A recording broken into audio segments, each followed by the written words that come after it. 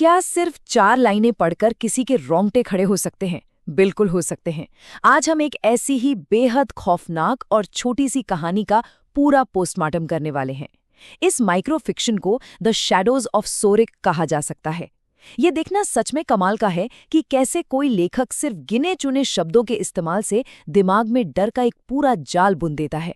तो चलिए इस कहानी की एक एक लाइन के पीछे छुपे राज को गहराई से समझते हैं। कहानी की शुरुआत होती है इस पहली लाइन से।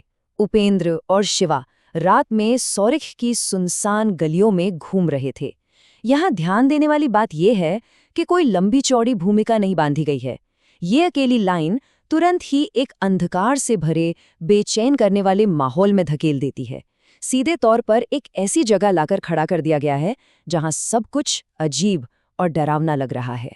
अब सबसे बड़ा सवाल यही उठता है ना कि कोई कहानी सिर्फ 4 छोटे वाक्यों में इतनी दहशत आखिर पैदा कैसे कर सकती है। ये सवाल दरअसल इस पूरी कहानी में छुपी हॉरर की कार्यप्रणाली को समझने का एक जरिया है। आगे हम यही देखेंगे कि कैसे इस कहानी का हर एक शब्द डर बढ़ाने के लिए एक टूल या औजार की तरह काम कर रहा है।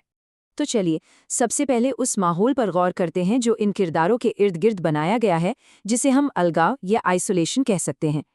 यहाँ अगर ध्यान से देखा जाए तो उपेंद्र और शिवा भले ही एक साथ हैं, लेकिन सच तो ये है कि वो बिल्कुल अकेले हैं। समय है रात का और जगह है सौरिक की बिल्कुल सुनसान गलियां। ये खास बातें किसी भी तरह की सुरक्षा या उम्मीद को पूरी तरह से छीन लेती हैं। जब चारों तरफ सन्नाटा हो और रात का वक्त हो तो किरदार अपने आप ही बेहद असुरक्षित हो जाते हैं। यही डर की पहली सीढ़ी है।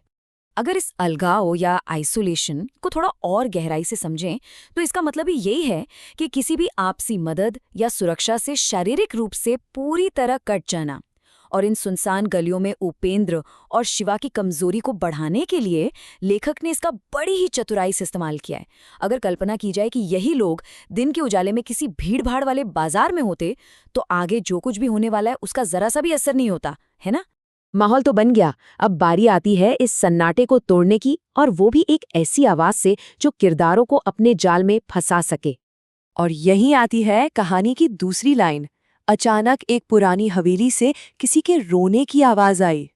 ये कितना दिलचस्प है। एकदम से आई इस आवाज ने उस मौत जैसे सन्नाटे के चीथड़े उड़ा दिए। ये उस शांति में एक बहुत ही भयानक खलल है जो किसी का भी ध्यान अपनी तरफ खींच लेगा। अगर इस पूरे क्रम का एक चित्र दिमाग में बनाया जाए तो ये बिल्कुल साफ हो जाता है कि ये रोने की आवाज दरअसल एक मनोवैज्ञानिक चारे की तरह काम कर रही है। इसे कदम दर कदम देखा जा सकता है। पहले सुनसान गलियों ने एक भारी सन्नाटा कायम किया, फिर एक पुरानी हवेली ने एक डरावना केंद्र बिंदु बनाया जहां से नजरें नहीं हटती, और तीसरा सबसे अहम कदम, उस हवेली से अचानक आई रोने की आवाज ने चारे का काम किया। ये तरीका हमारी इंसानी सहानुभूति यानी किसी दुखी की मदद करने की चाह को एक हथियार में बदल देता है ताकि किरदारों को अंदर खींचा जा सके। जाल बिछ चुका है, लेकिन कहानी का असली झटका अभी बाकी है, जहां उम्मीदें पूरी तरह उलट जाती हैं। तीसरी लाइन पर गौर करें। शिवा ने दरवाजा खोला तो अंदर सिर्फ टूटी हुई गुड़िया हंस रही थी। इस पल पर आकर कहानी की रफ्तार एकदम से धीमी हो जाती है। जैसे ही शिवा दरवाजा खोलता है, सामने एक ऐसी चीज होती है जो दिमाग को झकझोर देती है। उम्मीद थी किसी रोते हुए इंसान की, लेकिन एक टूटी हुई निर्जीव गुड़िया का इस तरह हंसना ये वाकई अंदर तक हिला देने वाला झटका है। इसे विजुअल कॉन्ट्रास्ट या दृश्य विरोधाभास कहते हैं। कानों ने कुछ और सुना था और आंखों ने कुछ और ही देखा। इन दोनों के बीच का ये जो बैट एंड स्विच यानी धोखा है, वो बेहद खौफनाक है। आवाज से लग रहा था कि कोई पुरानी हवेली में रो रहा है, शायद किसी को मदद की जरूरत है, लेकिन सच्चाई क्या निकली? अंदर सिर्फ एक टूटी हुई हंसती हुई गुड़िया। ये उम्मीद और सच्चाई का टकराव ही डर का असली कारण है। इस तकनीक को हम ऑडिटरी सबवर्जन या श्रवण उलटफेर कह सकते हैं। आसान शब्दों में कहें तो पहले रोने की आवाज से एक उम्मीद जगाना और फिर एक ऐसी चीज दिखाना जो पूरी तरह से उल्टी और परेशान करने वाली हो, जैसे कि एक हंसती हुई गुड़िया।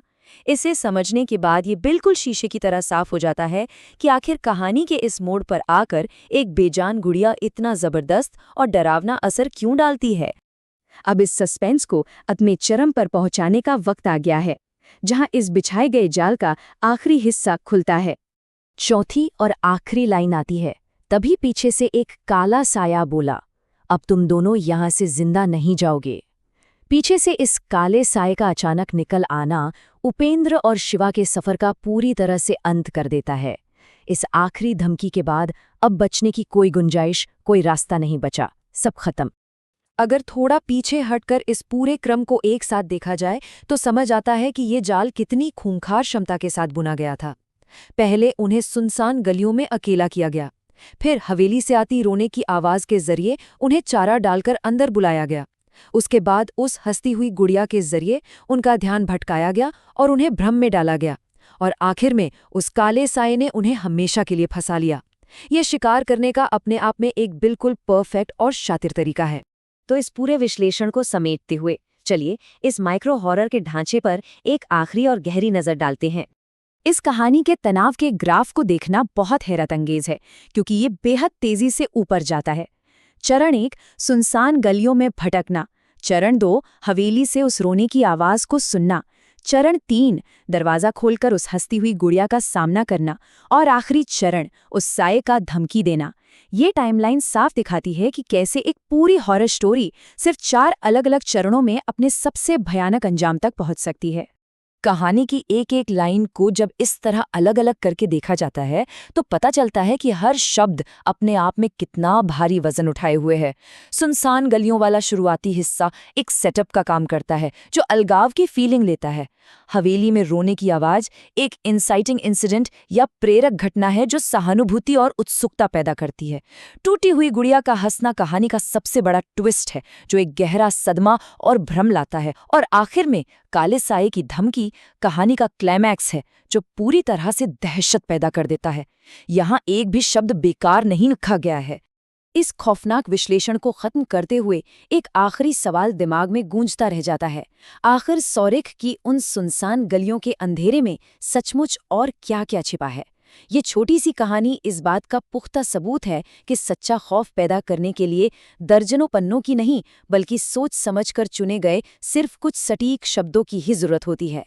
ये ख्याल ही अपने आप में रोंगटे खड़े कर देने वाला है कि उन गलियों के साये में पता नहीं और कितने ही राज अब भी दफन होंगे।